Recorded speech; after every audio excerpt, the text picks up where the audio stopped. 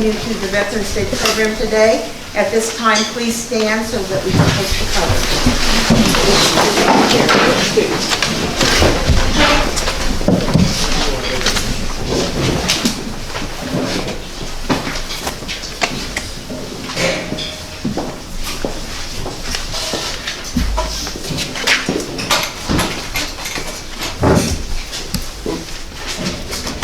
the Brother Gene, post.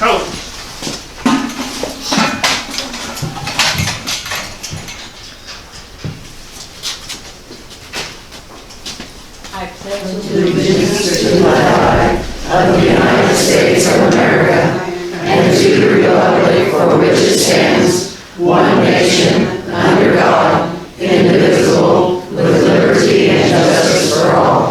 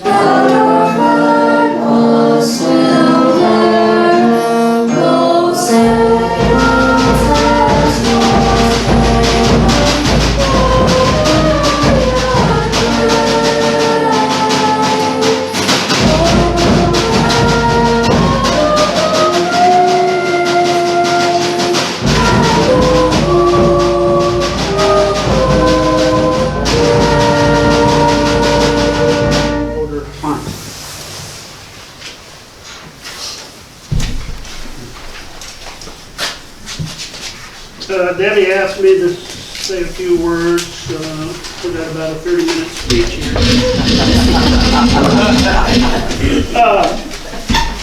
Little history about Veterans Day. Originally it was called Armistice Day. That was basically started on November 11th of 1918. 11th hour, 11th day, 11th month. Armistice means in Latin for to stand still arms. Veterans Day was declared in 1934. Before that, though, Armistice Day was declared a holiday, a national holiday, on 1938. Just a little few dates for our military services. The U.S. Army was founded June 1775. U.S. Navy was founded October of 1775. U.S. Marines, November 1775, so they just had a birthday here last Thursday. The Coast Guard, August of 1790. The U.S. Air Force, September 1947. The National Guard, 1636. And now the newest one, Space Force, December 2019. Thank you. Thank you, Dalton. Dean, would you like to lead us in a prayer? Let's pray. Then, Father, we thank you that there's a lot of us have stood in the gap when called upon, and Father, it's your calling. You laid it on this nation. This nation is great because whenever these places of deployment and all these things have taken place, we're not there to acquisition their land. We're not there to take away their stuff. We're there because somebody cried for help. Father, just as much as in Esther chapter 4, verse 14, where it said, they told Esther, for such a time as this, maybe you've been called for it, same as us, there's been a time that we've been called for. May we be, when it's all said and done, may it be that we did stand in the gap and we honored you by doing what was right. In Jesus' name we pray. Amen. Amen. You may sit down.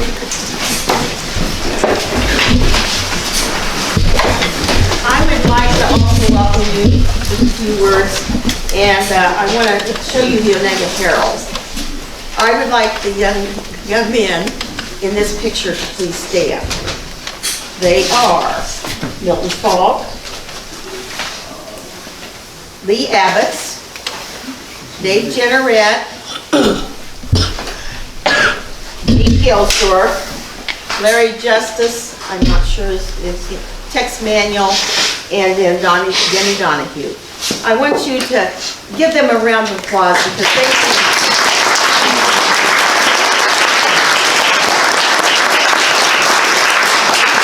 they've been doing military funerals for a long, long time, and Dale has been a part of that and several other people. So Dale, you go ahead and stand too.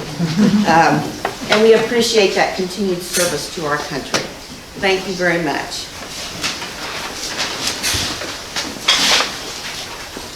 For the next hour or so, as we honor our veterans and have an interesting presentation on the current conflicts in the world, I want you to reflect a little bit on those who have served and those that are continuing to serve in our armed forces. And take a little bit of time and think about them and maybe put them in some special thoughts. Later on, we'll introduce some special people. Milton gave you the history that I was going to give you, so I don't need to do that now. So with that, I would like for the choir to give your to present the songs that you have.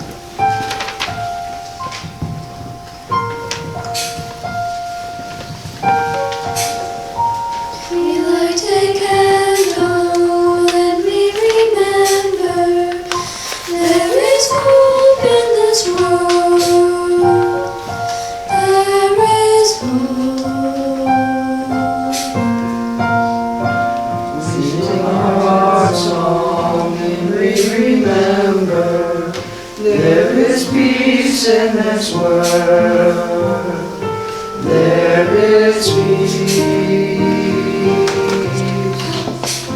The days are getting colder, the nights are growing long, but there is warmth and wonder, a candle and a song.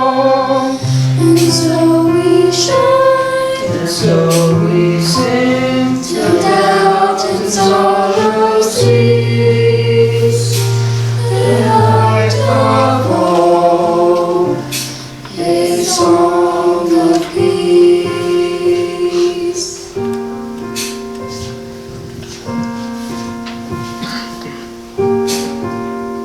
A single candle will light another, spreading hope through this world, spreading hope.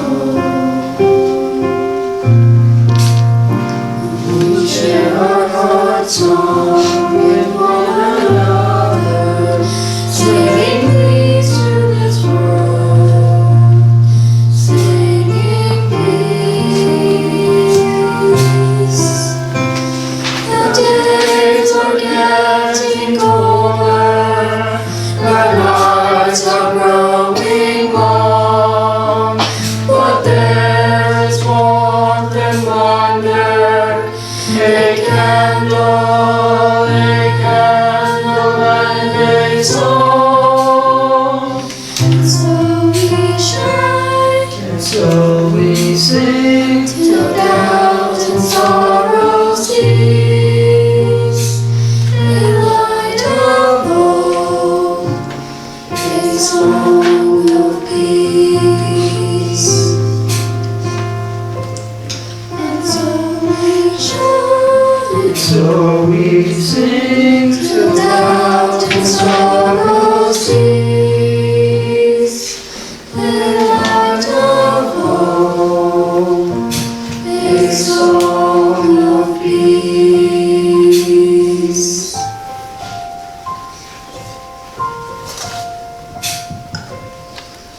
A song of peace.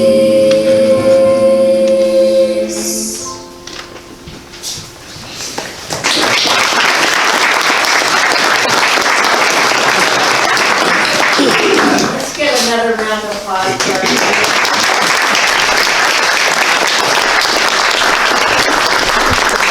When I asked their band director and choir director if they would sing a couple songs, he said, sure, we'd love to do that. He said, we have just 3 little short songs we'll sing. Now, that's the difference in point of view from a band director and a non-band person. I think the last song, I picked the last song about peace on purpose. Some of you follow us on the historical Facebook page, and recently Linda Rodenkamp found a letter that was written by Norma Jenneret in 2013. And one of those paragraphs says, my daily prayers these days include peace in the world. You see, there are 5 of my grandsons, Wilbur's and mine, in the military, all with the last name of Jenneret. Well, actually, there were 6 in the military. Plus her son retired out of the military, and we'll recognize them a little bit later. But here's Wilma Jenneret writing about peace. And that's really what we're here to talk about today, is how to foster peace in the world. And then as we work here in the museum, we run across odd little things. And I ran across this folk art that was made by Leona Hughes Bingham. And this, I'll just read it to you. These artifacts arrived at the museum with a collection of other objects. There is a little Onaga area connection, but what's intriguing with these patriotic pieces, according to Leona's obituary, she worked in an ammunition factory during World War II and suffered hearing loss at that time. So here we have someone from about 1945 talking about peace and illustrating it in her folk art. and a lady that lives in Centralia, Kansas now, talking about peace. And with that, I'd like to introduce Murl. Murl first, get organized here. Linda Rodenkamp and I first became acquainted with Murl, about 3 years ago, I think it was. I lost the introduction to the official introduction I was supposed to use with you. Here he is. Anyhow, he was the one that was in charge of our Vietnam Veterans Oral History Project, and we have a lot of our people that we interviewed at that time with us today. And Murl was the one that coordinated that project with us. And so we spent quite a bit of time, and he guided us through a lot of things, didn't he, Linda? Yes. And now he has moved on, and he works with, I gotta stop. Well, I'll just read the official one. Today we are pleased to welcome Murl for a presentation, A New Generation of Veterans, Stories from Iraq and Afghanistan. And I want to point out that we have our first display for the War on Terrorism, which was donated by Rodney Lobby. Our program is brought to us by Humanities Kansas, an independent nonprofit leading a movement of ideas to empower the people of Kansas to strengthen their community and our concepts of democracy. Please take a moment to turn off any cell phones that you might have on so that we may all enjoy the program. As we begin, let's remember that the information presented, as well as what we share and discuss, is of value and of interest to all of us here and all of us that we might touch as we leave here. We will respect one another, even if we have differing points of view. And coming off of the elections, it's important to remember that we can all respect each other but not agree on everything. Now that we're in agreement, let's get started. Murl works as a fiscal analyst and is a retired major from the Kansas Army National Guard. Prior to working as a fiscal analyst, Murl was the director of grants at Humanities Kansas. He is an enthusiast of architecture and since 2011 has served as a volunteer architectural surveyor with the Kansas Historical Society, which includes entering site descriptions into the Kansas Historic Records Inventory. Please welcome Murl.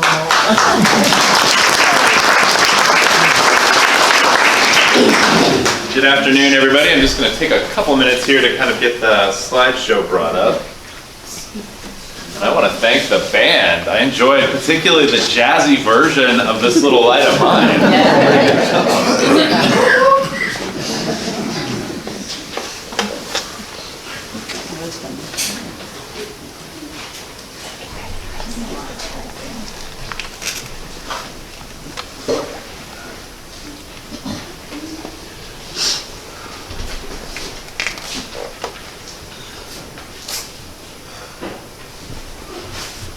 Okay. Well, good afternoon. I just want to thank Debbie for that introduction. My name is Murl Riedel. I am a speaker with Humanities Kansas. And I do want to thank the Onaga Historical Society for inviting me to be here today. And I want to thank Humanities Kansas for providing the financial resources for me to get here. I live in Topeka, so it was a nice drive today. So as Debbie mentioned, years ago, I did work for Humanities Kansas. Prior to that, I worked for the Kansas Historical Society for several years. I graduated from Kansas State University and KU, where I studied history and American studies. And I'm particularly fascinated in war and how war impacts society. So today I'm going to discuss A New Generation of Veterans, Stories from Iraq and Afghanistan, which is part of Humanities Kansas 21st Century Civics Initiative to lead conversations about American democracy and the shared responsibility of citizenship. I think I know the answer to this because I'm seeing any hands, or I'm seeing some hats. If you are a veteran, if we have veterans in the room, if you could just please raise your hand. Thanks. Do we have any Iraq or Afghanistan war veterans? Looks like we do have one. Excellent. Thanks. Thanks for being here. So this is actually a picture. It's not, let's see if I can. It's a picture of me, right? That is a picture of me and my fellow lieutenants And we're actually at the Radwaniyah Palace Complex that was located just outside of Baghdad International Airport. We were deployed there, the National Guard unit was deployed there in 2003 with the 2nd of the 130th Field Artillery Battalion, which is located in Hiawatha, Kansas. Yeah, so we were there as part of Operation Iraqi Freedom 2, or OIF 2. Operation Iraqi Freedom was the name, the administrative name they gave to operations in Iraq. So if you were part of OIF, or Iraqi, OIF 1, you were actually the invasion force that went into Iraq. If you were part of OIF 2, which I was, you were the first units to arrive after the invasion, but you were there to help stabilize the country. So that on my left is Mark McLeod. Mark McLeod was actually a project engineer for a firm in Kansas City. And on my right, well, I guess would have been on my left, is Lieutenant Alan Bonderschmidt, and he was a IT consultant for Sprint. But for about a year, we were lieutenants in Iraq. We were the first, 2nd and 130th Field Artillery National Guard was one of the first National Guard units to deploy from Kansas since the Vietnam War. So this was actually a fairly groundbreaking thing that this National Guard, the unit had deployed, had not really happened to a great extent prior to that. And I would argue that many of us that enlisted in the National Guard weren't really thinking at the time that we would be deploying overseas, but we soon learned that that would be an opportunity for us. All right, we're going to move on.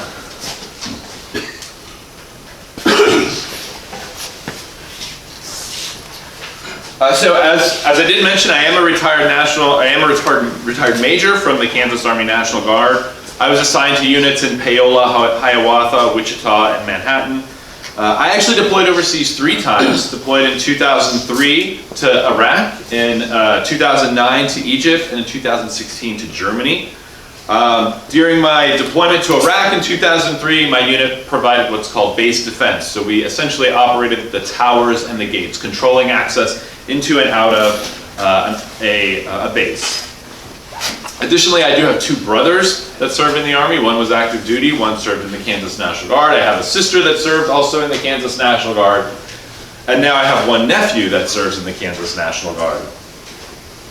So though I didn't realize it at the time, this deployment to Iraq for me would really come to shape a lot of my life and sort of influence a lot of my life. In many ways, my memory is sort of organized based around this. There's my life pre-Iraq deployment and then my life after that Iraq deployment. And while I was in Baghdad, I actually got to meet the gentleman to the right there. His name was Ahmed.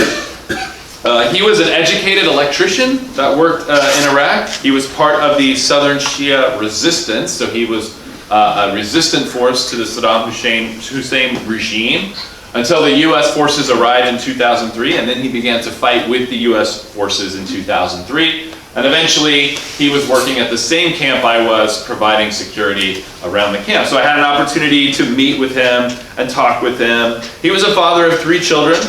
And he constantly asked about a place called Kansas. He was fascinated with the idea of Kansas, and what it was like to live in a democracy.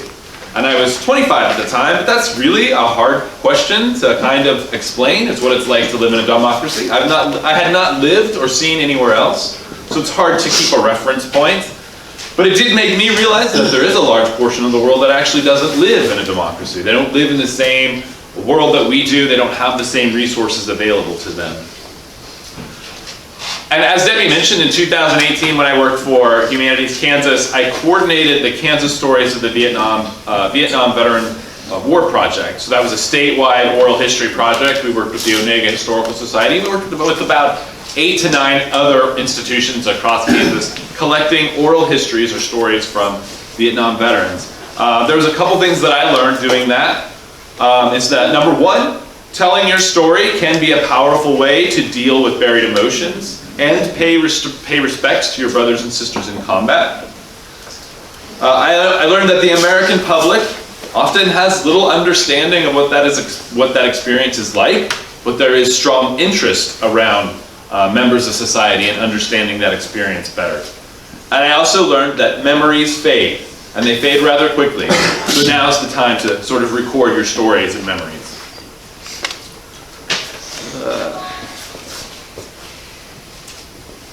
I will talk to a couple more things on this slide, sorry. So why tell stories now, right? So 2021 marks the 20th anniversary of September 11, which actually led to the wars in Iraq and Afghanistan, and which I'll talk about. But largely much of that story of those two conflicts and the post 9/11 events kind of remains untold and increasingly fading from memory. They were some of the longest wars in American history. They actually shaped a generation of veterans that were part of civil society at the time, so they lived and worked among us and deployed periodically overseas, or they were active duty, and they're actually just now transitioning in mass back into society. So what I really hope is that you, as members of the public, will be interested in engaging those veterans, or any veterans, to find out stories about their experience. So today I just want to review some of the key events from those wars in Iraq and Afghanistan, really to give you just a reference point or an understanding of what those conflicts what was involved in those conflicts, so that when you have those discussions, those can be a discussion from a place of information, so that you understand some of the big events that were involved. We'll even talk briefly about some methods of sparking these discussions with veterans. But do keep in mind, these conflicts were deep and they had lasting impact. So please, as Debbie mentioned earlier, please be respectful to the voices of others.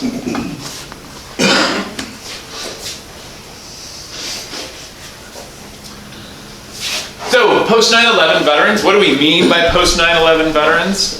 So we're really talking about people that served, obviously, after the events of 9/11, or the 9/11 attack.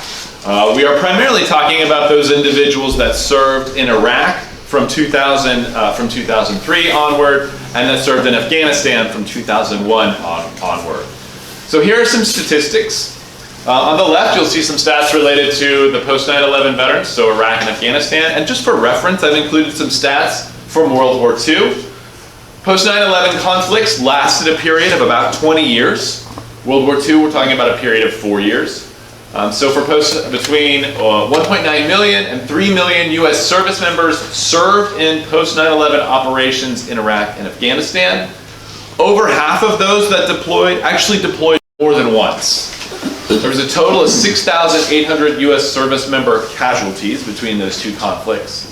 And today, approximately 0.7% of the American population serves in the military. So in reference to World War II, there was actually 16 million service members that served during World War II, 405,000 U.S. service member casualties, and at that time, 11% of the American population served during World War II. Just curious from the group, what do you think is the impact?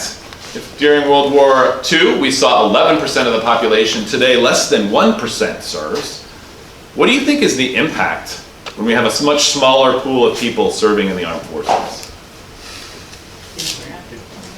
What was that? Probably being drafted. Sure, yeah. So during World War II, that's a high percentage and a high number because there was a draft or conscription. People were directed. They didn't have a choice. They had to serve. Today, we have an all-volunteer force. So those that serve have signed and have elected to do this job. And those are two very different forces. It's a much more capable force when it's all volunteer and everybody actually wants to be there. I think sometimes the bigger challenge with less than 1% serving is that there's not that many people that know someone that's serving, right? So there's a less percentage of the population that has a direct relationship to someone serving in the military, which means they maybe just have a less level of understanding or a less idea of the consequences that may be involved.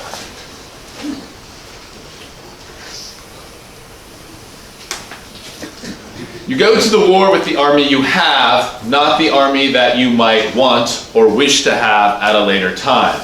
That was a quote by Donald Rumsfeld, the U.S. Secretary of Defense in 2004. Does anybody remember this quote? Yeah. Do you remember what this was in reference to?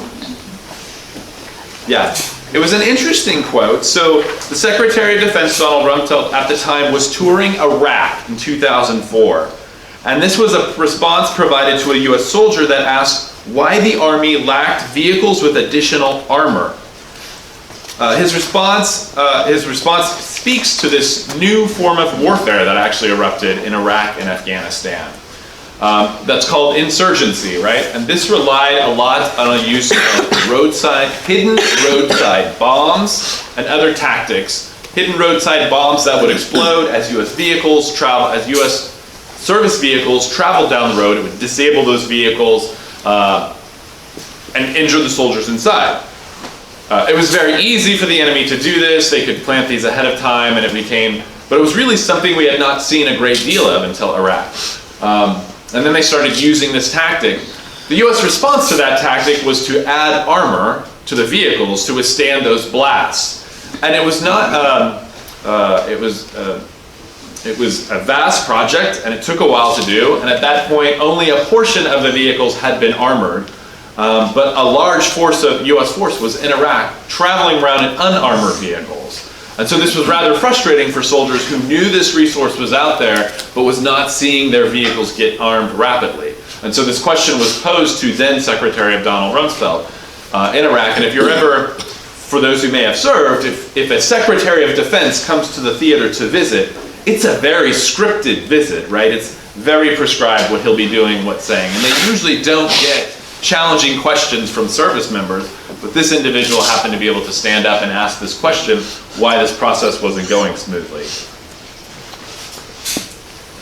And in some ways, I think this also speaks to when the U.S. planned this invasion, both in Afghanistan and in Iraq, there was many elements that they had not fully considered. One of those being the idea of insurgency, or the notion that there was locals that would be resistant to the U.S. being there.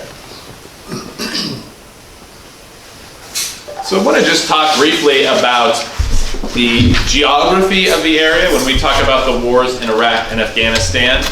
So the post-9/11 conflicts largely occurred in a region referred to as the Middle East. And you can see a picture of the Middle East.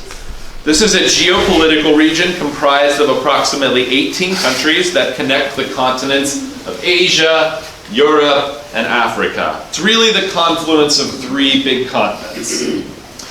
The most populous countries are Egypt, Iran, and Turkey, while Saudi Arabia is the largest by land area. The climate is it's hot. It's really hot, except for cold mountainous regions in Afghanistan. So you'll see the circle to the left is the country of Iraq, the circle to the right is Afghanistan. Significant rivers include the Nile, which flows north and south on the continent of Africa, and you'll also see the Tigris and the Euphrates, which flow through the country of Iraq. And where those two rivers meet, that's a region classically known as the Fertile Crescent. So historically, this was one of the first places to actually have organized farming and large-scale population. Significant bodies of water include the Red Sea,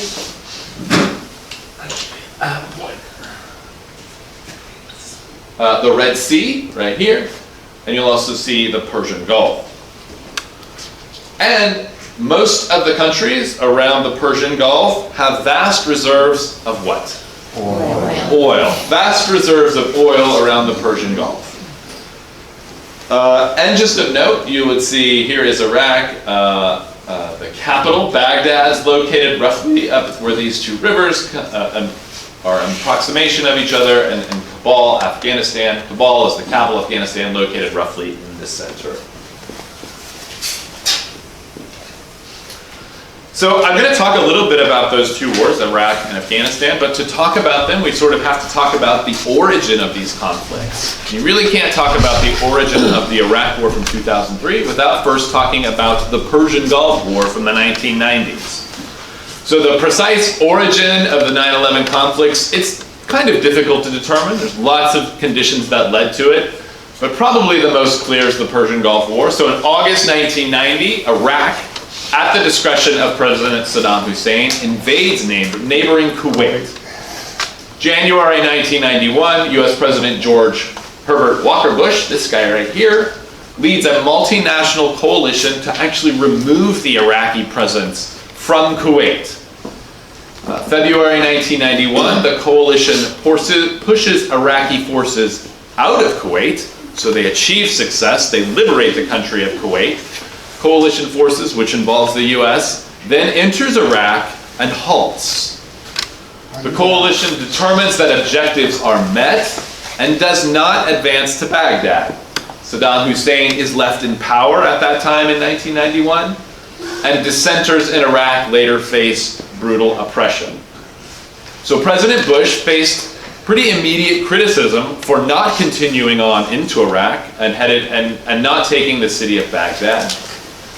Does anybody wonder or have any thoughts of why the first President Bush was not interested in invading Iraq? Right, loss of life, concern of casualties, absolutely. Political dynamics, 100%. President Bush at the time was worried that an invasion into Iraq would fracture the coalition. So President Bush Sr. was very good at international relations, and he built a really impressive coalition of countries. Several countries got on board to help liberate Kuwait. But he did that by promising that his objective was to liberate Kuwait and nothing further. So if he was to move into Baghdad in Iraq and to take over the country, it's likely that many other countries who would have said, "I didn't sign on for this. We're not going to continue on." And in fact, as someone mentioned earlier, the casualties were a concern as well. Secretary of Defense Dick Cheney, he was at times Secretary of Defense, concurred with Bush. He expressed concern that additional casualties would be significant and suggested that the U.S. would become bogged down with occupying and governing Iraq. And in some ways, we actually know how that played out, right? In 2003, we would attempt to invade Iraq and to occupy that country. And there was some difficulties and challenges. So we talked a little bit about the Persian Gulf, probably the next most clear origin to the post-9/11 events, post-9/11 conflicts, is September 11th itself. So September 11th, 2001, terrorists fly hijacked airliners into the World Trade Center and Pentagon, resulting in 2,977 casualties. The terrorists are part of Al-Qaeda, a militant Islamic extremist network led by Osama bin Laden. The attacks were believed to have been planned by terrorists in the country of Afghanistan, where the ruling Taliban government harbored Al-Qaeda and bin Laden. And so you can see here, we probably all are very familiar with the pictures of the World Trade Center as the airliners collide with this. Any thoughts on why the 9/11 attacks seemed uniquely threatening? The vulnerability of our country. That's exactly it, right? It was, number one, it illustrated a vulnerability, as someone over here mentioned, because the terrorists were able to board airplanes fairly easily. In essence, they used our open society and open culture to take advantage of that. But probably indeed more concerning was the fact that 9/11 was an international threat. It involved an international threat that utilized open culture to take action on American soil with the intent of instilling fear and altering the American way of life. So I think it was, so conflicts at this time, or attacks on US service members, this was happening all over the world, right? There had been attacks on US bases and other places. This was really one of the first times that the attack actually happened on US soil, and that became very alarming for people.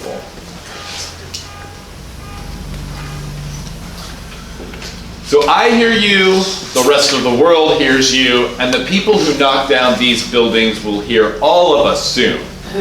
That was a quote from President George W. Bush on September 21st, 2011. So just shortly after the buildings came down. Does anybody remember this quote? Anybody remember where he was when he made this quote? He was standing on the rubble in New York. He was standing on the rubble of the collapsed building. It's commonly known as the bullhorn moment. It was an ad hoc comment made by George W. Bush while standing atop the World Trade Center rubble just days after the 9/11 attacks. And I think the statement is interesting because it combines two things. One, there is a consoling message here. He's actually responding, he was speaking, responding to a crowd that was there. Someone said that they couldn't hear him. The crowd member just couldn't physically hear him. And he said, I hear you. And then he said, the rest of the world hears you. And then he adds on this last part, and the people who knock down these buildings will hear all of us soon. So yeah, there's kind of two parts here. This is a conciliatory part, right? He is saying, I hear your emotion. I hear your loss. I hear and understand that. But then when he says this second statement, and the people who knock down these buildings will hear all of us soon, that's a declaration, right? That's a declaration of something happening. Things are already in motion in response, related to our retribution, and indicating that plans are already in response. So, former governor, George Bush was the former governor of Texas, the son of an incredibly powerful political family that actually included a former president. We saw his dad earlier, right, related to the first war. George W. Bush was elected in 1999. The September 11th attacks occurred just 8 months into his first term. And their related conflicts would largely dominate the remaining 7 years of his term and the term of the next 3 presidents. So now we have the war in Afghanistan, right? So we saw that the buildings came down. We identified that there was terrorists involved, and it's believed that those terrorists did that planning from Afghanistan. So on October 7th, 2011, in response to the September 11th, the U.S. leads a multinational coalition to invade Afghanistan with the objectives of end Taliban rule, destroy terrorist training camps, and capture al-Qaeda leaders. Taliban and al-Qaeda leaders were mostly expelled at the immediate onset. They were expelled. However, bin Laden relocates to nearby Pakistan, where he will really remain for roughly the next 15 years. It's at that point that we see the coalition mission change, right? We had these original objectives to end Taliban rule, destroy terrorist training camps, capture al-Qaeda leaders. The coalition now changes to support a democratic Afghanistan government and prevent the harboring of terrorists. So we eliminated or removed the terrorists from Afghanistan, but there was a concern that if we would leave, these elements would just emerge again. So that then required the US government to make sure a capable government was established. There was resistance to the coalition emerges in the form of an insurgency that ensues for roughly the next 20 years. At the same time, there's a larger effort that's emerging for the US, and it's known as the Global War on Terrorism, or you can see the War on Terror. So this was really a concept that not just in Afghanistan, but the US would hunt down terrorists and plan to eliminate terrorist threats globally. So there was other countries in which this emerged as well. So while the US is involved in Afghanistan, there's other minor conflicts going on, anti-terrorist operations going on around the country. Right, so then we first had the war in Afghanistan, and then we moved to the war in Iraq. So on March 20th, 2003, using the rationale that Iraq possessed weapons of mass destruction, or WMD, the US leads a rapid invasion of Iraq. And even at the time, there were some folks that began to express concern because this was, in essence, an expansion of the war effort. So, and some were concerned that this was actually detracting from the war, that this may have been a distraction from the war in Afghanistan, which was designed to eliminate terrorism.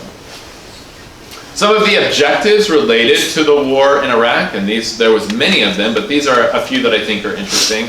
Objectives included in Saddam Hussein's regime, eliminate Iraq's weapons of mass destruction, secure Iraqi oil fields, enable representative self-government. So these all sort of make sense to me, right? We knew we wanted to end Saddam Hussein's regime. We were concerned about these large-scale weapons, and often the US wants to enable a democratic government.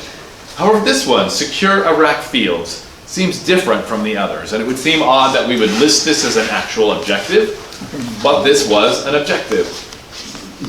So on December 13th, 2003, Saddam Hussein is captured. He's later tried in Iraqi court and executed. The challenge with this was that the U.S. occupation sometimes exacerbated the tensions between ethnic groups that were living and existing in Iraq. Ethnic groups that had had tensions long before the U.S. even arrived there, between Sunni, Shia, and Kurdish groups.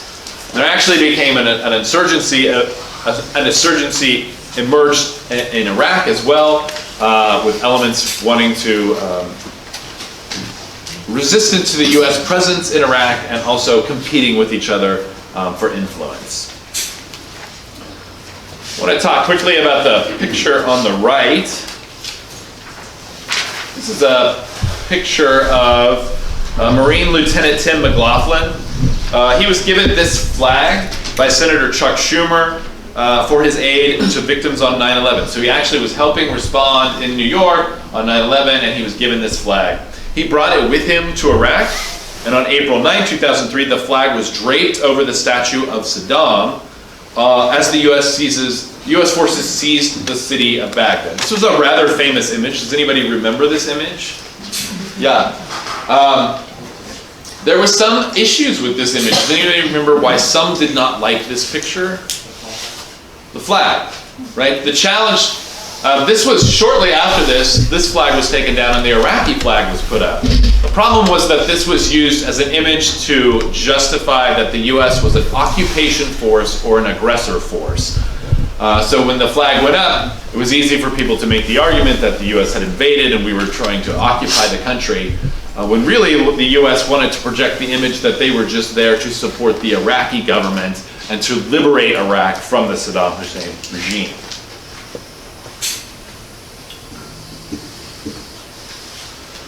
So then we move to the end of the wars. In 2006, an Iraqi study group found the situation in Iraq grave and deteriorating. So by 2006, the situation was actually worse than it was after the initial invasion. President Bush announces the surge, which was adding 20,000 soldiers, and actually begins withdrawal discussions. In 2011, there is the formal withdrawal of the last U.S. soldiers from Iraq. And in the aftermath, we do see some of those terrorist elements came back, and U.S. forces had to return Iraq briefly to fight against ISIS elements. And there is a sort of a tenuous democracy that continues to exist in Iraq. Iraq does hold regular elections. The country's various religious and ethnic groups enjoy some representation in the political system. However, democratic governance is somewhat impeded by high levels of corruption. You can see then we move on to Afghanistan. In 2011, bin Laden is located, and he is actually killed, right? And that was in 2011. We will remain in that country for another 10 years. 2018, U.S. begins secret peace negotiations with the Taliban, actually excluding the Afghan government, which we were there to support, right? If we remember that original objective, it was to establish a functioning Afghan government. By 2018, the circumstances had changed and there was political pressure to remove U.S. forces from Afghanistan. So on September 20th, 2021, the U.S. withdraws the final 640 service members and leads evacuation of U.S. allied Afghans at the Karzai International Airport. Mistake. And the aftermath is that the Taliban essentially immediately returned. So if we remember some of the objectives, the first objective was to end the Taliban rule, and they would actually come back at a later point. And you can see this is a fairly famous picture. This is at the Karzai International Airport in Kabul. And these are a lot of U.S. allied Afghanistan. So Afghanis that supported the U.S. allies were in particular jeopardy often, and even in Iraq, Iraqis that supported U.S. forces were often in particular jeopardy because they had families that lived back in their communities that were often threatened by the insurgents. So when the U.S. was preparing to leave, these people saw a dire situation for them. So that's just a quick review of those two conflicts. I do want to just talk about some of the trends or some outcomes of these conflicts that I think about when I think about the post 9/11 veterans. So was the experience for these veterans unique? So when I think about this, I initially thought these were the unique elements, and then I began to think that many veterans from many conflicts sort of face these same challenges. But if we think about the post 9/11 conflicts, limited military forces and multiple deployments. So throughout both conflicts, the U.S. policy was really a limited policy. So they wanted to use as few soldiers as possible to accomplish their objective. So rather than substantially grow the size of the U.S. Army, planners had to rely on the existing forces available to them, right? Remember Donald Rumsfeld's comment earlier, you go to war with the army you have, not with the army you would like to have.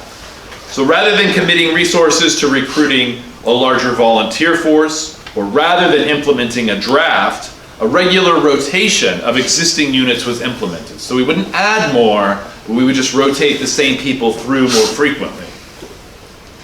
So if you were an active duty unit, you could expect to deploy about every 2 years.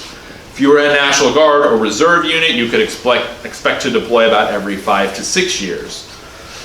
So that was really different, right? When I mentioned earlier, my National Guard unit had never deployed until Vietnam, and here we found ourselves, a National Guard unit could be deploying every 5 years. That's a really rapid change.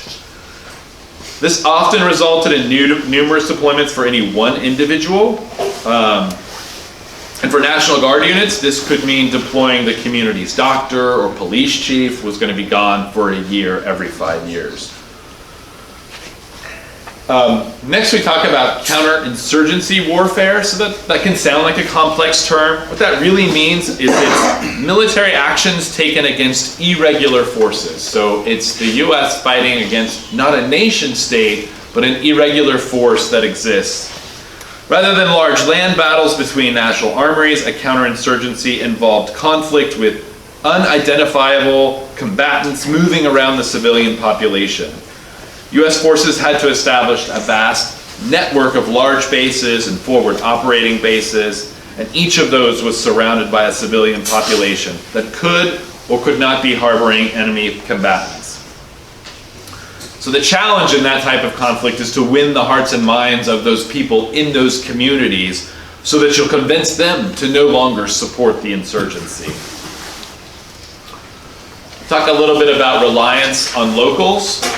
So the U.S. forces relied, in both conflicts, Iraq and Afghanistan, relied a lot on locals, so Iraqi citizens or Afghani citizens, to support many aspects. So number one, we were there to try to help set up functioning governments. So there was often working with the locals on setting up the government. This often required training new national armories to assume operations, which would actually allow for the U.S. departure. And to win the hearts and minds, U.S. forces employed locals to provide laundry services or cooking food, or they might serve as interpreters. It's really kind of resulted in an unusually strong bond between U.S. service members and the locals, but while at the same time there was simultaneous concern of disloyalty or corruption among those locals. I want to talk a little bit advanced medical treatment. Medical treatment of the wounded has advanced substantially since World War II or Vietnam War. What that really means is, so rather than death, post 9/11 veterans often healed from their immediate physical wound. However, that often meant they could return to the battlefield more rapidly.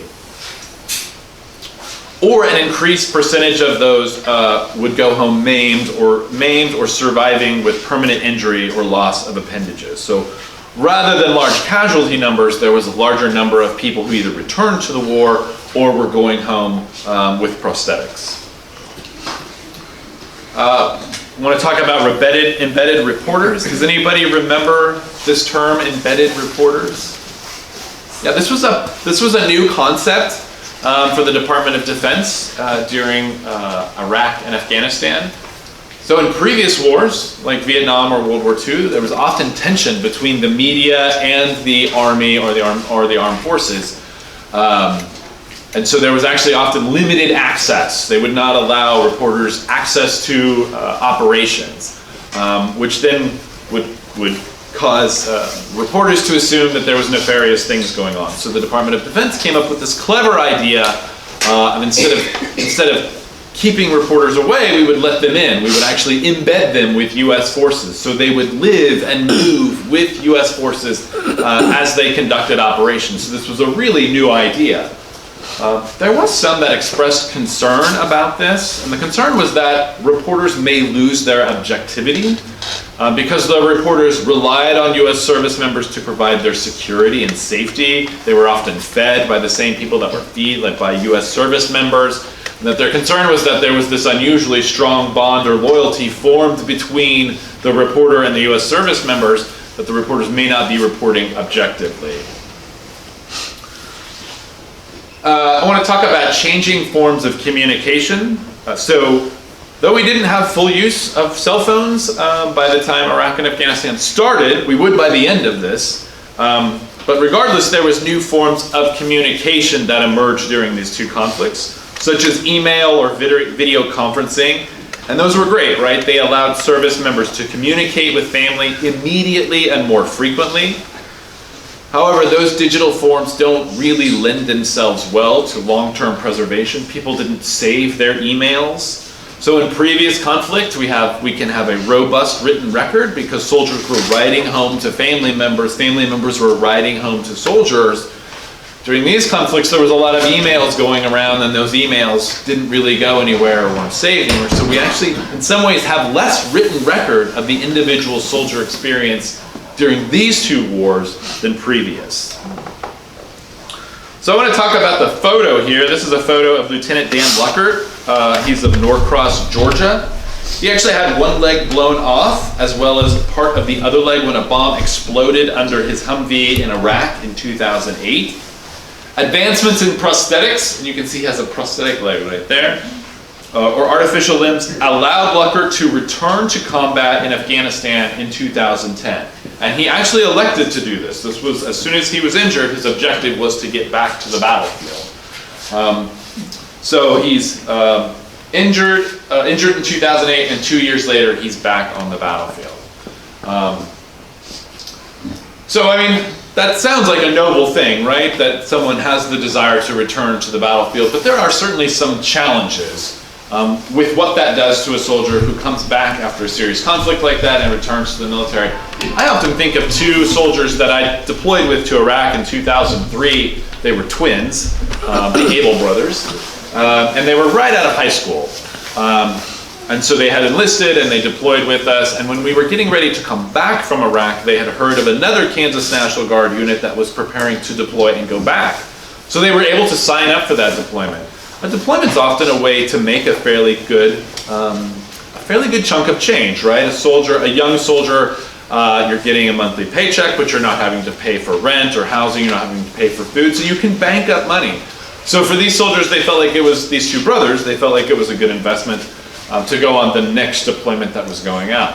And I actually ran into them 5 years later, and they did this 3 more times. So in a span of 5 years, they had deployed 4 times.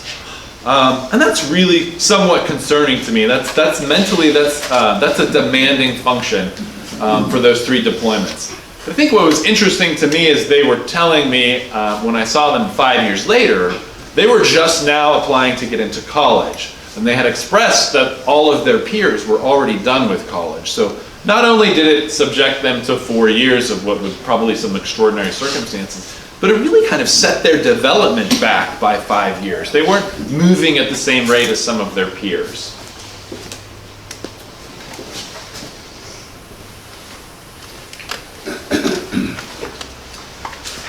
So what does it mean to be a post-9/11 veteran? So 1 in 5 veterans today served after September 11th. Their experience is markedly different from those of previous generations. A Pew Charitable Trust study from 2019 found that 57% of combat vets from post-9/11 period say they witnessed someone in their unit either wounded or killed. That's a really large percentage of a pool of people to witness action like that. 21% report trouble paying their bills. 41% report struggling with alcohol and substance abuse. 2021, Brown University estimated the total cost of caring for post-9/11 veterans at $2.5 trillion, which includes disability and medical care for the next 50 years. $2.5 trillion is not often a number referenced for the cost of the cost of the wars in Iraq and Afghanistan. And that's often because planners or policymakers don't consider that the actual cost of a conflict is not just the events that occur in the war itself, but what is the cost to provide the treatment for those involved for the next 50 years. Suicide rates among U.S. veterans is greater than the general population. A study from Brown University in 2021 indicates that 17 suicides per day occur among veterans.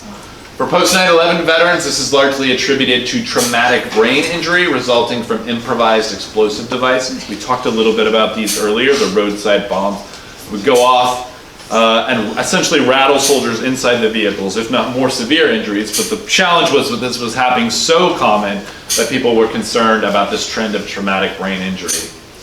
Exposure to stress during multiple deployments, advanced medical treatment resulting in longer service, and American public's limited understanding of the post-9/11 conflict. Right, so that was a review sort of the two conflicts. So here's where I wanted to get with this. The reason I give you that context is because we want to encourage some of those post-9/11 veterans, or any of their veterans, to begin to tell their story, right? So the act of telling one story or communicating an experience can be a powerful tool. So for the teller, it gives them a feeling of empowerment and provides a type of therapy by reflecting on one's experience. For the listener, for the rest of us, it can demonstrate appreciation and allow greater understanding of a loved one's motivation, right? We may not know why it is that they have that unusual thing that they do, and so sometimes asking them questions about their experience in the conflict can help explain that. So telling one's story can happen in many forms, right? It can be as simple as an informal conversation among friends or even acquaintances, or it can be a more formal oral history interview that preserves valuable information for research that informs future decision makers. So for some, engaging in those conversations with veterans about their experience can be an intimidating thing, and that's understandable. So to help address that intimidation, we came up with some simple do's and don'ts. So for me, this is kind of related to some of my personal experiences and questions that I may have gotten. These are tips to the average person about how to engage in a story or engage in conversations with veterans. So there's certainly lots of veterans in the room who may have other tips or better ideas. But so some simple do's and don'ts. Do's. Where were you stationed or assigned? And then you might take the opportunity to go into some deeper questions, but ask the veteran. Ask them if they have a moment to talk a bit more about their experience. And that's when you can get into questions like, how long did you serve? What type of work did you do? In the military, that's called Military Occupational Specialties, or MOS. Every soldier, every sailor has an MOS. They have a specialty that they were trained on. Some have more than one. And so they can talk about what their job was. Did you go anywhere interesting? Did you have family members that served? Because many of them do. Veterans love acronyms, so you'll often hear veterans throw around an acronym for a piece of equipment or a camp somewhere. By all means, ask them what that acronym means. Most of them will be very, very excited to explain what that acronym means. We do recommend that you manage your feelings as they come up when you're talking with veterans. So you may have unexpected emotional feelings come up, but just, try to maintain composure. Thanking veterans for their service is kind. It is a kind thing to thank them for their service, but I often think a brief conversation can be more meaningful. So some don'ts when having a conversation with a veteran. Don't immediately express your opinion on war or how veterans should be treated, or shift to conversations about politics. Those are fine things, but those can come at a later point. At this initial conversation, it's just an opportunity to find out about this person. Relating stories of veterans in your life is fine, but avoid dominating the conversation with the accomplishments of service members in your family. You may have had fantastic people who did great things in your family, and there's nothing wrong with that. But if you're talking to a veteran and you're wanting to hear that story, wanting to hear their story, Your job is to just listen, right? Not regale them with what your uncle may have done, and that can come at a later point as well. Don't assume that women served only in certain roles. Sometimes we assume that women were only nurses in conflicts. I can tell you from my deployments that was not the case. We were a combat unit, and every time I deployed, women were right there with me. Don't ask if the veteran ever killed anyone. I know that seems like a bizarre question, but I've gotten that question before. And in some ways I understand where that question is coming from. That's coming from a public that has viewed a lot of movies about what the war experience is like. And they assume, they make some assumptions of how ready someone might be willing to talk about that. So just don't ask that question. I think that's a very personal question, and I wouldn't answer it. The next one is you don't have to explain why you didn't serve. I've had this experience where talking to someone and they will tell me why they didn't serve. I don't need to know. There's lots of reasons that people didn't serve, whether it's medical issues, maybe you were the last kid on your farm, right? And you couldn't go. There's lots of reasons, but you don't have to justify why you didn't serve. Avoid asking if the soldier was in combat. It implies that the experience of someone that didn't face combat is of less value. Rather, ask them if they deployed or ask them where they went. And also, many people define combat in very different ways. And you don't have to have been in combat to have an important contribution or an important experience. So we talked a little bit about how to engage in simple conversations, casual conversations with veterans. So now I just want to give some tips, do's and don'ts for more formal oral history projects. And Debbie and Linda became masters at this, of doing this oral history project, which is a little more, sorry, that's my reminder to wrap it up. So oral history projects, so these are more formal interviews, right? These are interviews with prepared questions, and the veteran has the ability to respond. That's documented and preserved so that others can access that material later. So when you're doing those, and anyone can do these, right? You don't have to be an expert or a specialist to do an oral history. There's just some things you have to think about. So do schedule a time and share sample interviews, questions in advance with the veteran that you may be speaking to. Explain how the interview will be used and ask them to sign a release form, or actually state that they're giving permission to use the material while you're recording them. So you may be using that interview to put into an archive at the State Historical Society or at the Onaga Historical Society. Or you may just be documenting that story to keep in the family for others down the road. But you just want to explain how you intend to use that information to the veteran. Find a quiet place to record and set up equipment in advance. There are several web-based applications that are designed to help people do oral history recordings. And when you're doing those, ensure that your equipment is functioning. We always encourage people to ask the veteran to bring pictures, uniforms, or objects. These are really helpful tools in triggering memories when speaking with a veteran. Just simply asking them to describe who might be in a photograph can really spark a lot of memories for a veteran. Do transcribe the interview. So what does transcription mean? Transcription means making essentially a word-for-word textual documentation of the interview, or at least a summary of the interviews. So that can be time-consuming, but the transcription, that's what's valuable to researchers in the future. Provide a copy of the interview afterwards. Some don'ts when doing oral history projects is, unless necessary, generally avoid interviewing veterans with family members. I know that can sound odd, but we found that veterans will often share one set of stories when their family members are with them, and they may share a different set of stories when they're alone. Sometimes they don't. Sometimes they feel like that story might be too violent for the family member, or they don't want to reveal that side to the family member. So sometimes it's just more useful to interview just the veteran alone. Avoid asking about aspects for which the veteran did not have first-hand knowledge. So there may have been events that happened within a theater of war that the veteran wasn't personally there for. So avoid asking them, what their thoughts were on something that they didn't actually get an opportunity to witness. But instead, spend your time talking about the experiences that they did get to witness.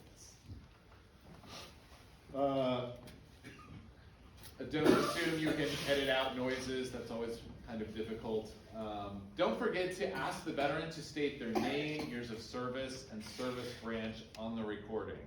This is really essential information. I know that sounds a little goofy, but sometimes we get so excited to do these interviews, we forget to ask to have them state their name and some of this basic information.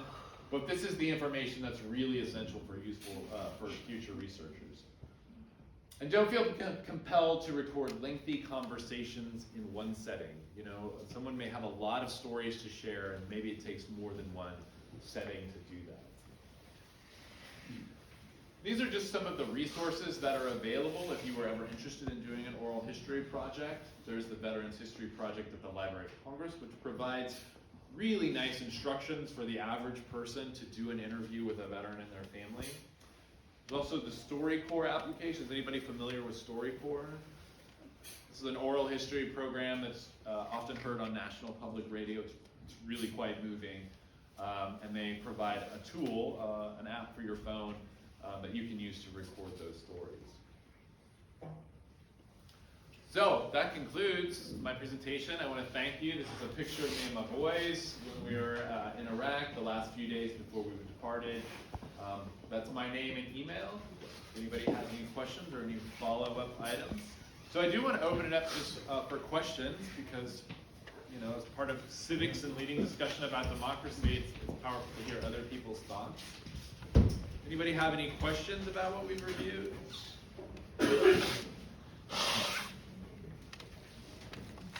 Okay.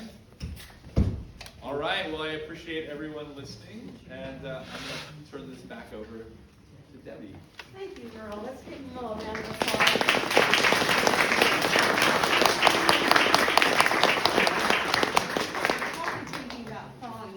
Yeah. I'm nice and warm. This projector's putting out heat. So.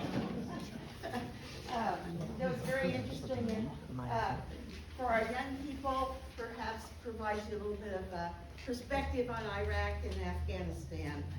And for those of you that are veterans, perhaps it gives you an idea of how to relate your story on to at least your family members, if we haven't had it related here. Linda, you want to get the light, please? Thank you. At this time, we have a lot of veterans here. I would like every veteran to stand and look around and see who you all are. And kind of, in the interest Thank you. Let's give our veterans a round.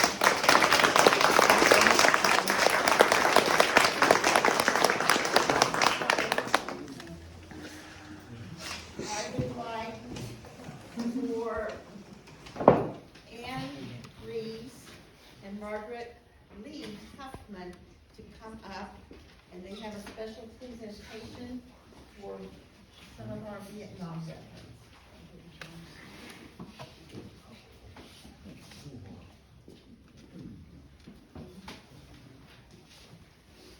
They are from the Daughters of the American Revolution. You want to say anything about the DAR? I'll open it up.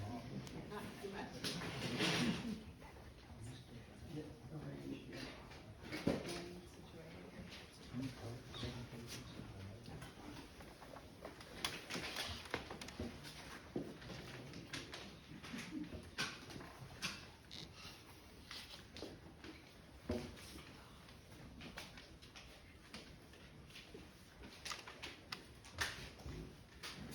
Today, Ann Reeves and I are representing the Arthur Barrett chapter of the Daughters of the American Revolution. The chapter is located in Marysville, Kansas, where we have our meetings, and then we also have members from the surrounding area, and sometimes our members are in Blue Rapids or Waterville or wherever we have a program. And the members of this organization can trace an ancestor to have fought in the American Revolution. So we are kind of, I don't know, kind of special that we can actually find somebody that we trace to that American Revolution. And if anybody is interested and thinks you might be able to trace your ancestry back, we'd love to talk to you. But today, we're going to honor veterans, men and women who gave their best when they were called upon their country to serve. The pins that we're going to present today are in memory of the 50th anniversary of the Vietnam War. And we want to thank all these men and women who served during that time and who fought courageously to preserve our freedoms. Okay, the first one I'm going to call up is Alvin Motzke.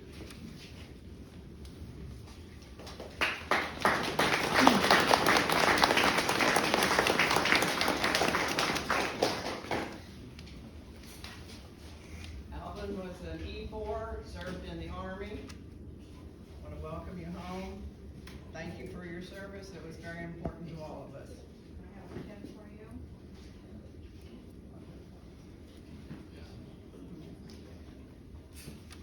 I have a gift box. Do you want them to stand like up here until we get done? Can you do that? Okay. Okay. We'll get you back up here for a picture. Dave Jennerat, are you here?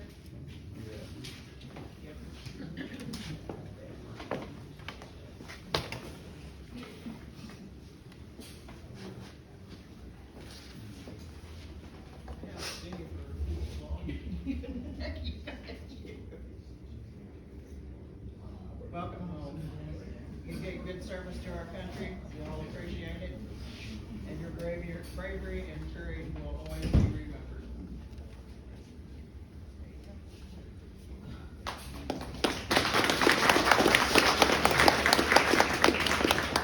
Nelson Paul.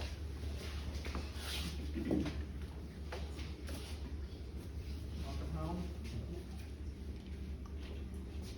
We are deeply grateful for your military family and your service. We loved and appreciated everything you did beyond what we can adequately express.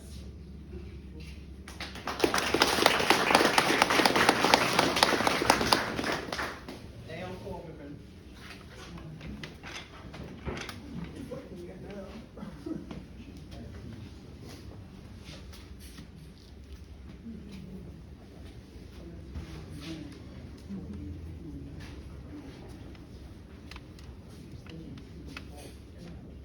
While she's putting that on, I think I forgot to say that Dave was in the U.S. Army. He was an E4, and for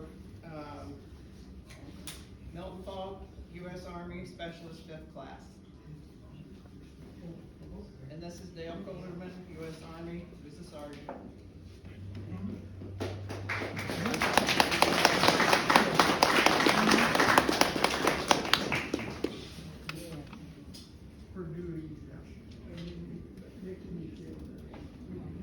Good. Wayne Hubbard.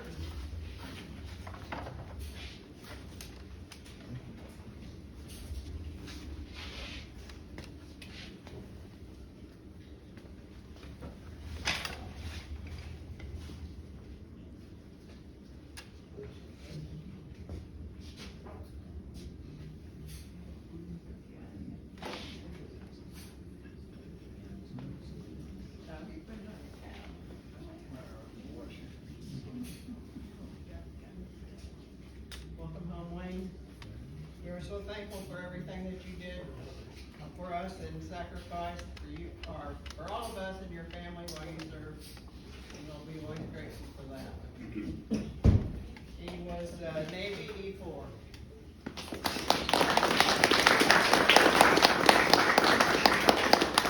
Lee Abbots.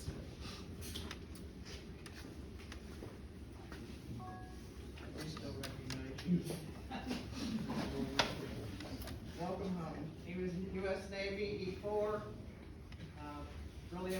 your service to our country, for protecting all of us, and for being brave to go away and leave your family and have these experiences.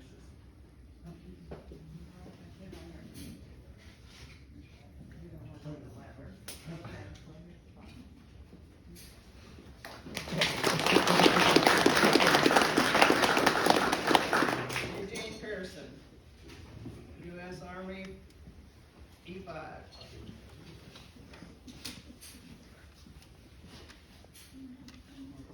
We're getting our hands warmed up this week. Thank you for serving and protecting us.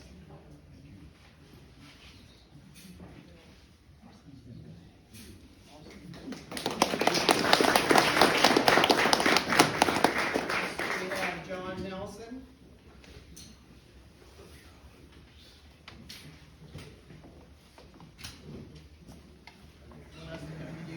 Yeah, that would be fine.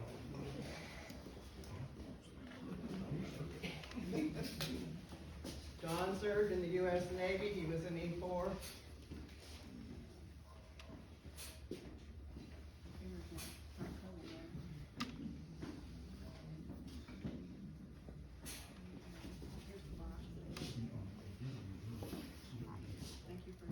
Welcome home. We're deeply appreciative of your service and for the sacrifices that your family gave to let you go and do this. Welcome home.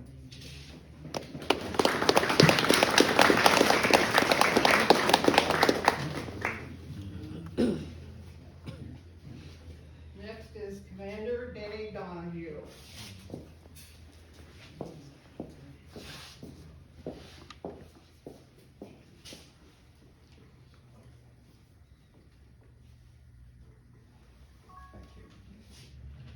Welcome home. We are so thankful for everything that you have sacrificed and done for us. Your dedicated work means so much.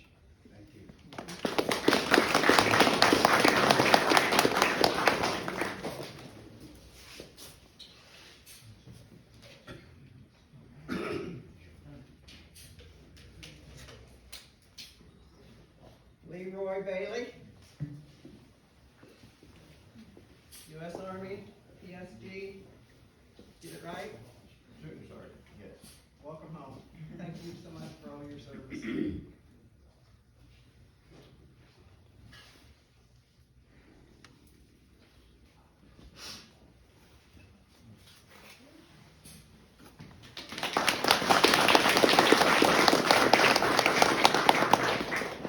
Gene Gilsdorf.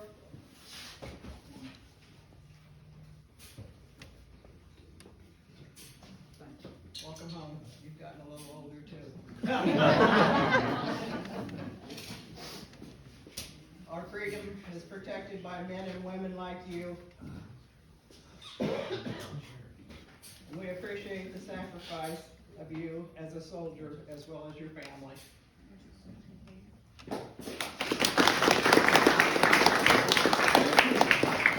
Jack Slagle.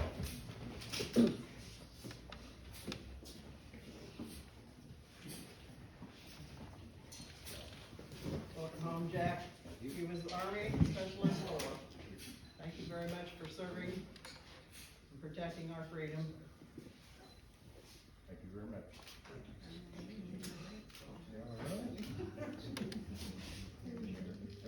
Thank you.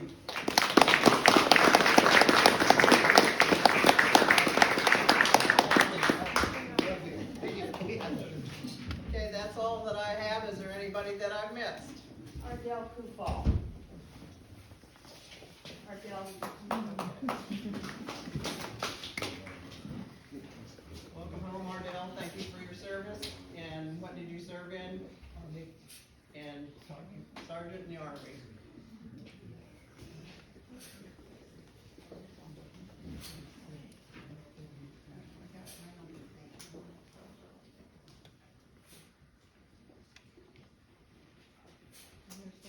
Thank you.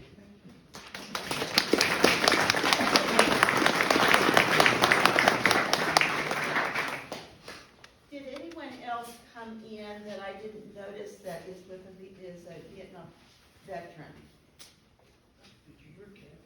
got him coming later. Anyone else? Okay, I would like for us to give a round of applause to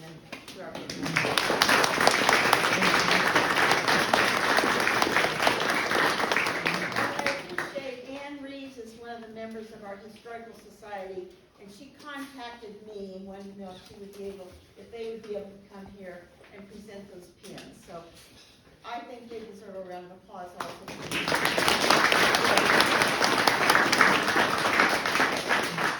That's part of what we do, so we serve the military a lot. We help with the honor flights. We just yesterday had a speaker from the Legion at Marysville, and he talked about Normandy and Iwo Jima, and we provided them with money to help replace the flags over at Marysville that are on the bridges that you see when you're over there. They replace them, 2 or 3 times a year. We're in desperate need to have help monetarily to do that. And we provide clothes for the veterans in veterans' homes. We help Save Farm, which is over by Keats, get a grant so they could continue their work for veterans over there. We send goodie boxes to deployed military, and we've helped the nursing homes sparkle up some Christmas cards so they can send them out to veterans. So I think that's kind of in a nutshell what we do. Margaret's a 50-year member, so we're proud of her.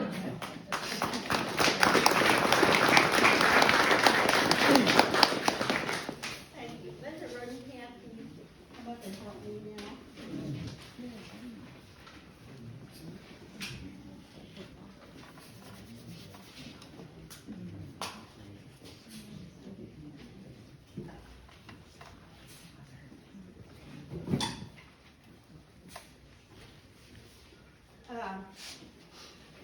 Linda Rosenkamp and I are with a group called Crafting for Others, and one of our projects is to make black quilts for veterans.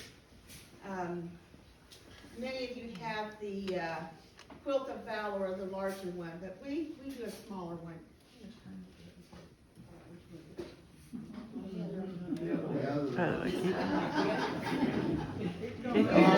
Keep going.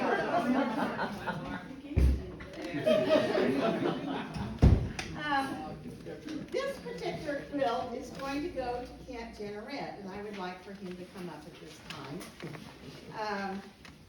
I mentioned earlier Norman's letter about the family that was involved with the military, and Kent came all the way down from Illinois just for this gathering today. As we were thinking of the lap quilts we were going to award, we wanted to look at families. And Kent represents a family that has 4 sons in the military. Would you like to share with the group a little bit about each son? Sure. Jason, my oldest. First thing first, all of them are Filipino made. Okay? So their mothers, well, there's 2 of them, are from the Philippines. The first one, Jason, his actual name is Matthew Jason. Took 20 years in the Army, retired 2 years ago. He did 6 combat tours, 3 in Afghanistan and 3 in Iraq. And on one of those tours, in fact, I think it was the last one, he was in a striker brigade. That's in an armored vehicle. And he was in Iraq at the time? Yes, Iraq. And he videotaped a patrol that he went out on. And it was the most interesting thing, because it showed the countryside where the fighting was done at. That patrol that they were on got hit by a suicide bomber in a car, but he wasn't in the lead vehicle. And some of the guys got hurt, but none of them got killed. And he showed the aftermath of that. It was an absolutely wonderful, wonderful respect that he survived and came back and was able to show it. So, but it gave an idea of what it was like in that country. So, like I said, Jason did 20 years in the Army. and retired 2 years ago. My second son, John, he joined in 2004 in the Air Force. He did almost 11 years in the Air Force, and then he decided to separate, and he's now doing cybersecurity work. My third son, Christopher, well, I want to go by, my last son, Austin, actually joined before Christopher. So Austin joined the Air Force in 2011. He's now active duty. He's a tech sergeant over in Guam, which me and his mom want to go over and visit him and his family here and spend a month or so this winter, hopefully. But he's been around. He's done some time over in Niger, Africa, and a new base that's being set up over there with some interesting stories that he saw that taking place that dealt with combat. He does computer networks. So he maintains computer networks. He actually helped to go up and devise the method to connect the new F-35 fighter into the Air Force network so that the folks back on the ground, back wherever they want to be, whether it's the Pentagon or wherever, can actually see what's going on with that fighter as they're out on their mission. So that's one of the things that he's involved with that he's done. And then the last son is Christopher. And he's not my youngest. Well, let me mention one more thing about Austin. Austin knows that he's Air Force because I was stationed at Bergstrom Air Force Base at the time that he was conceived. Bergstrom's in Austin, Texas. We then had to go on an assignment. We were reassigned to Scott Air Force Base in Illinois. And that's where he was born. So we just named him Austin Scott. That's his name. So, my last son who joined the Air Force is a full-time Air National Guard down at Miami. He is a weapons loader on F-15s. And that pretty much comprises all of them. That comprises his sons, but let's hear a little bit about your military experience. I joined back in 1975. Now, Joe was kind of like, hey, you forgot Kent with the Vietnam veterans. I am not a Vietnam vet. I joined in March of '75. The Vietnam era ended December 31st of 1974. So I was just a couple months after the era. Even though I was in basic training when Saigon fell, and we were all like, oh crap, are we going back over there? You know, but the Congress said, no, you're not, we're done. And so we didn't go back. And so I did 30 years in the Air Force, 1975 to 2005. I spent 15 of those years in the Pacific, between Japan, Korea, the Philippines, and then going TDY from those places to Australia, New Zealand, and various other places that I worked on airplanes. I love working on airplanes. I worked on an airplane I think the Air Force had at the time. And I think you've got that on your website, Debbie. And I really did, I enjoyed it. I was an avionics technician. I started out at Travis Air Force Base at 75, and then went to the Philippines, loved the Philippines. It was, you know, you read the stories about World War II and the tropics and what it was like. That's the Philippines. I was like, I'm in hog heaven, just leave me here. So I did 5 years, left there, went to Beale Air Force Base, worked on the SR-71, U-2 there, and decided that SAC was just not for me, and I left and went to Korea. That was the only way I could get out of Beale, is I had to volunteer to go to Korea. So I went to Korea for a year, and returned back to the Philippines for another 6 years. And then after working F4s at the time, I found, as you remember, the old F4. And after that, then went to Bergstrom Air Force Base, which was the last of my aircraft maintenance days. The Soviet Union fell apart, the wall came down, and we were putting airplanes in the depot, or not depot, over in Arizona. We were shipping them off to the desert to be mothballed while the war was going on, the first Gulf War. It was amazing. We were inspecting these aircraft coming in from Germany and shipping them off to Mongo. And then, well, of course, we lost a third of the force, and I was told, you're either going to have to retire, which I wasn't retirement eligible, or you have to find something else to do. And so I cross-trained into what they call command post, and was at the big command post in Scott Air Force Base, the one that controls all the airlift and all the air tankers in the Air Force throughout the world. And that's where it's done at, it's right there at Scott. And so I did that for a few years, and then off to Yokota Air Base in Japan for a few years, turned around, went back to Barksdale, did the nuclear mission down there, and from there came back to Scott, back into the TACC, where I ended my career in 2005. Turned around, went back to work for the Air Force as a contractor and as a government civilian. Did that for 13 years, so I'm all Air Force blue. And sorry about you all guys. Thank you very much. No problem. Would you have your wife stand up, because I think she probably was an important part of this. I know, everybody looks at her and thinks, oh my God, how did you get such a young wife? She looks young. She has her secrets. All of that for his son. Thank you. Both Thank of you.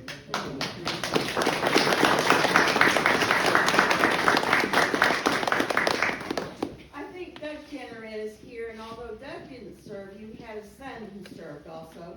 Is that right? You want to mention anything about your son, Doug? You want to mention anything about your son? You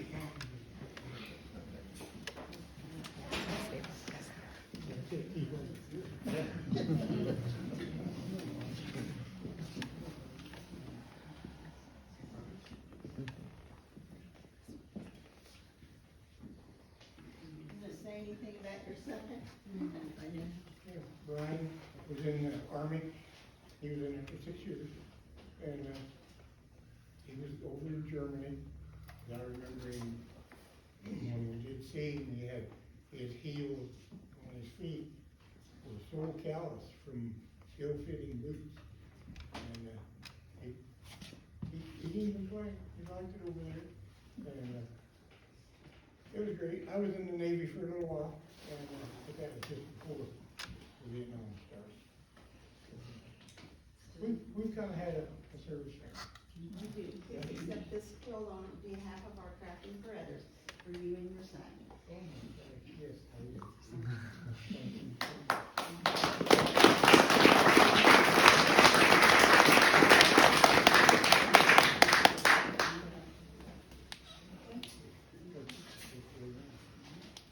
Thanks to all you people.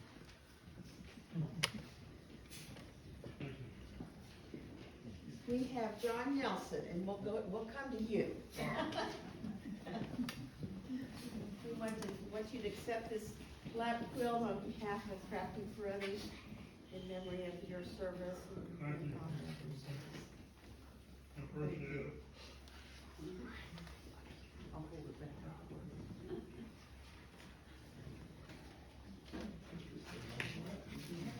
Well, or you want it on your lap?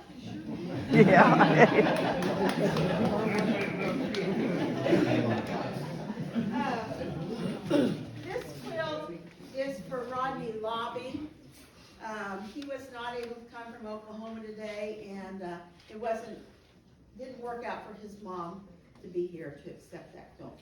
Rodney is the one who donated this particular case and the uniforms in this case to the Historical Society. So we would like for that quilt to go to Rodney via his mom. So we can give him a round.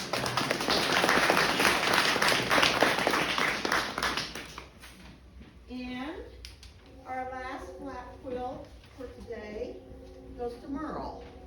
For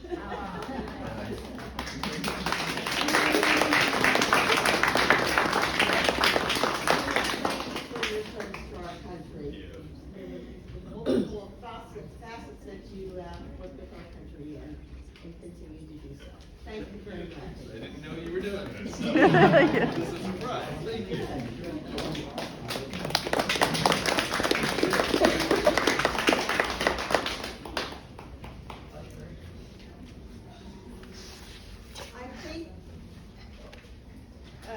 I think we'll just go to the Battlefield of the Republic.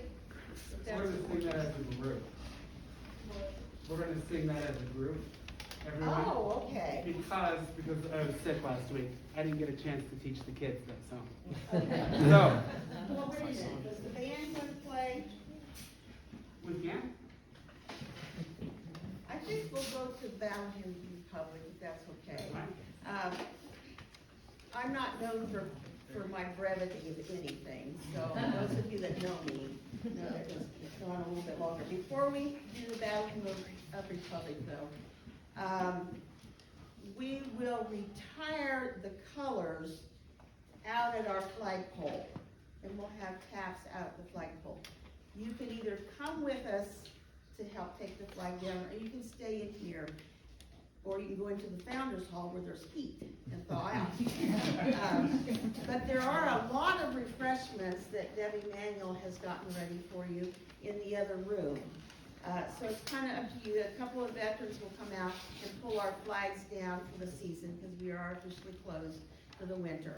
And then the veterans will retire these flags as they leave from here today. So our official closing will be out the flagpole. If you have not signed the book, please do so before you leave. Is there any person in here that felt you were going to be recognized that I have overlooked? Because I could do that real easily. Maybe I was wondering if you would mention the ones that did the video stuff with Vietnam. With the oral history? Yes, the oral history. Oh dear. Stand up if you were part of our oral history group. The people or The people, yeah. Yeah, Leroy was part of it. Milton, Alvin, Jean, you were in oral history. Dave, were you? Dale, Denny was, Dale. Dale Colderman was also. Of that group that did those oral histories for us, Ricky Monsky has passed away, and Gary Zeit, of those two oral histories. So we were very blessed to have those. You may go ahead and sit down. Within the last month, we've lost two of our veterans from here, Murl Riedel and Robert McLean. So it's good to get these histories while we can, even if it's for your family. If any of you have a history you would like, for Linda is our expert on recording, that we could put it on file here at our museum, we would appreciate that. You are invited to look around the museum. If you're really cold, you want to get your refreshments and go in the Founders Hall, there is heat over there. I thank you for putting up with the cold. In lots of ways we're blessed. The fall was very mild, so the cement is actually not as cold as it will be getting in here. It will get cold in here. And you can see how we are crowded. One of the goals of our new building project is to provide a meeting area so we don't have to move everything every time we do something here. But I want to thank Linda and Rodney Grossnickel for making this area for you to sit down in.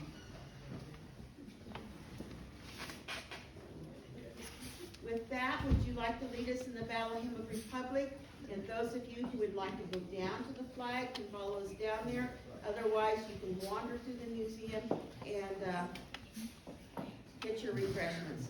Now, I want to interrupt. Some of you may not know, we have a lot more military displays in that other part, and that's what she's talking about. Our refreshments clear in the back, but that whole wall, if you would take the time in our Vietnam project, she's dedicated, and she did a lot of back job on that, and we need to thank Debbie too for all that work. But if you would like to go look at that, please do. And if you can't get out, because we are going to be going over kind of uneven ground, so you're welcome to stay. So, did you want it's almost 4 o'clock, but the band was prepared to play a couple of songs. As I say, we're going to ignore that. It's not very nice, is it? Let's hear the band songs, and they go right into that. Perfect. On your front.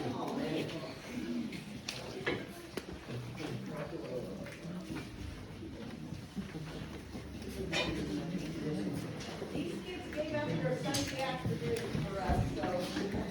You're welcome. Ready? One, two, three.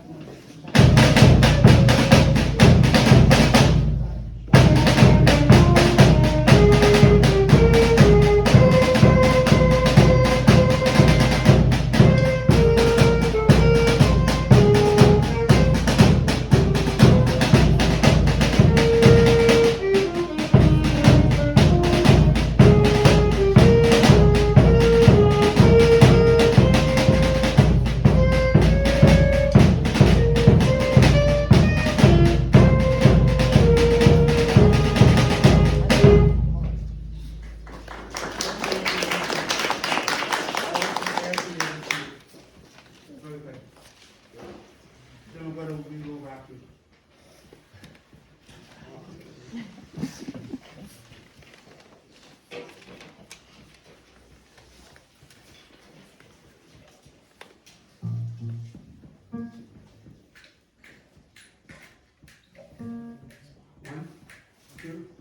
One, two, ready, time.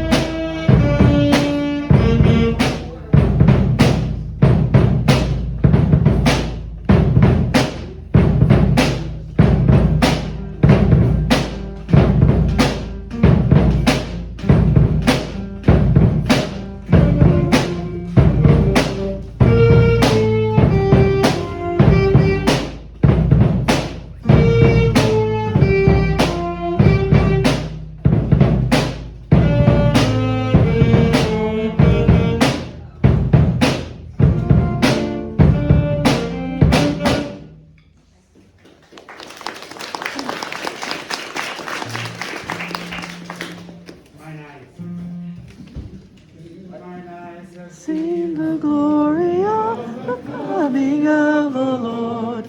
He is trampled in the vintage where the grapes of wrath are stored.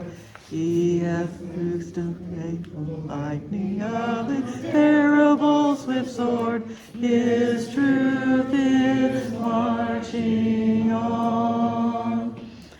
Glory, glory, hallelujah. Glory, glory, hallelujah. Glory, glory, hallelujah. His truth is marching on. Thank you.